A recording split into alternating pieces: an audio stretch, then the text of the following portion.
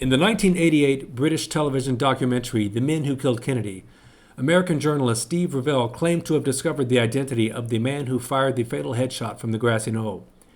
He based this on interviews he conducted with a French drug trafficker named Christian David, who had been part of the French Connection heroin trade made famous in the 1971 film starring Gene Hackman. Revell first made contact with David while he was imprisoned at Fort Leavenworth in the U.S.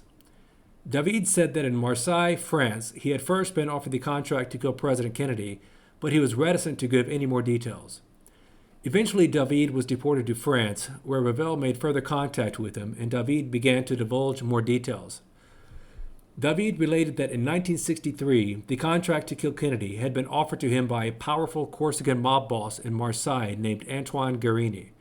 David turned down the contract on the grounds that it was too dangerous, but he learned later that the contract had been accepted by a Corsican drug trafficker named Lucien Sarti and two others.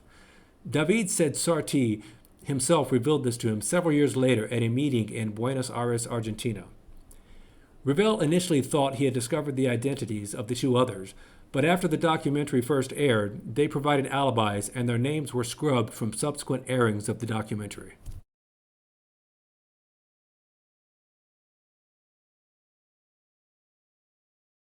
In the fall of 1963, the three killers were flown from Marseille to Mexico City, where they spent some 3 or 4 weeks at the house of a contact in Mexico City. He said that they were then driven from Mexico City to the U.S. border at Brownsville, Texas. They crossed the border using Italian passports. He said that they were picked up on the American side of the border at Brownsville by a representative of the Chicago Mafia, with whom they conversed in Italian. They were then driven to Dallas and put up in a safe house, which had been prepared for them so as not to leave any hotel records.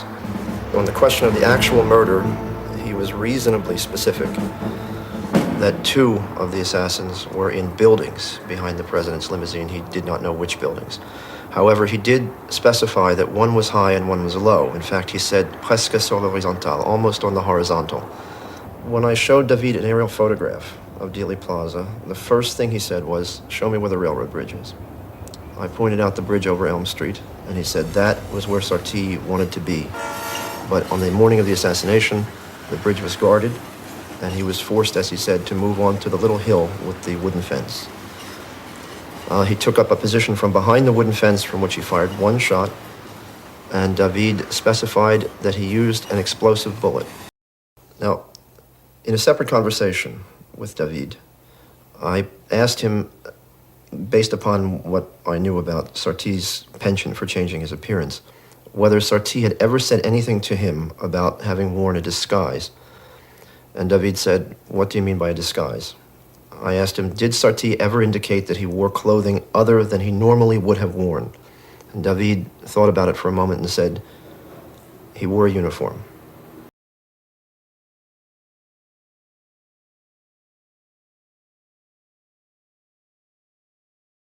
On November 22, 1963, Dallas resident Mary Mormon was in Dealey Plaza to greet President Kennedy's motorcade. She was standing on the grass lawn south of Elm Street, where she snapped a Polaroid photo at the precise moment of the fatal headshot. Researchers Gary Mack and Jack White conducted extensive analysis of Mormon's photo, and they concluded that in an area behind the picket fence on the grassy knoll, one can see the outline of a man who appears to be wearing a policeman's uniform, aiming a rifle, with what appears to be a puff of smoke obscuring part of his face. Recall that, according to Christian David, Sarti was wearing a uniform disguise to blend in with his surroundings.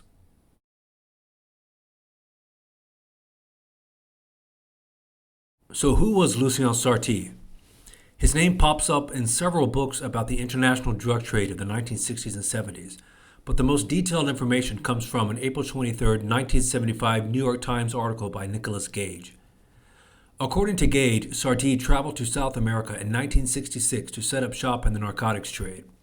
He was on the run from Europe, having been accused of murdering a Belgian policeman. In South America, he set up his own Corsican faction called the Pietra Fort, which specialized in extortion, bank robbery, and heroin smuggling.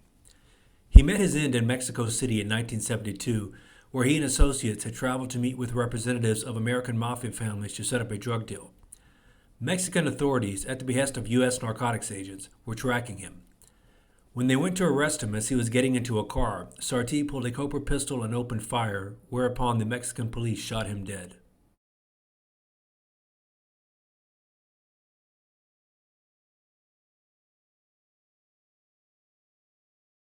Infamous Watergate burglar and CIA agent E. Howard Hunt has long been suspected of involvement in the plot to kill President Kennedy. Despite strenuous public denials until his death in 2007, his posthumously published memoir, though highly sanitized and establishment-friendly, contains a curious passage. While disclaiming any personal knowledge of a conspiracy, he gives a wink and a nod to the idea, stating, "There has been suggestion in some circles that CIA agent Bill Harvey had something to do with the murder and had recruited several Corsicans, especially a crack shot named Lucien Sarti, to back up Oswald and make sure the hit was successful. Supposedly, Sarti was dressed in a Dallas police uniform and fired the fatal bullet from the grassy knoll behind the picket fence."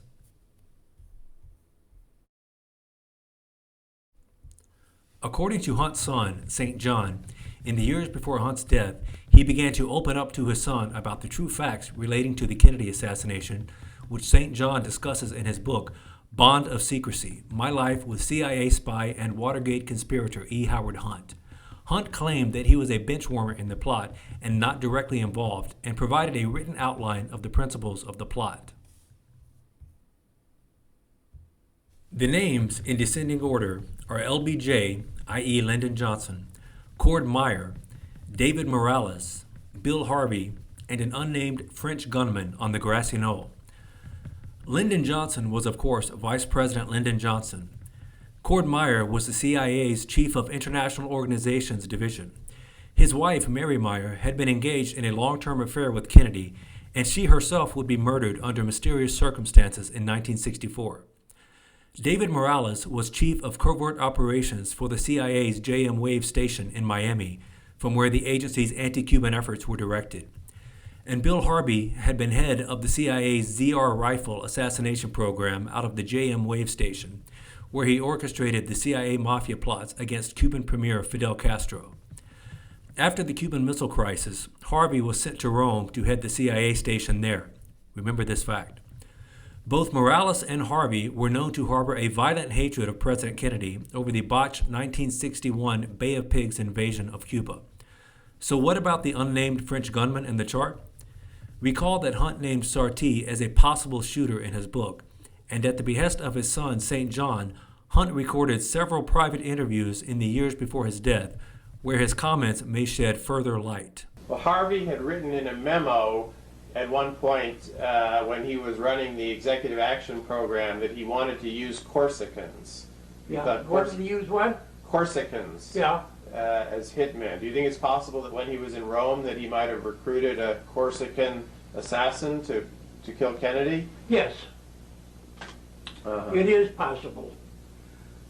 I mean, it's one thing to set yourself up in splendid isolation, and it's another thing to use that isolation as a tool, Right. so that you're not an immediate suspect in the case of a capital crime. Right, because he was in Rome. Is that understandable? Yeah, Okay. very.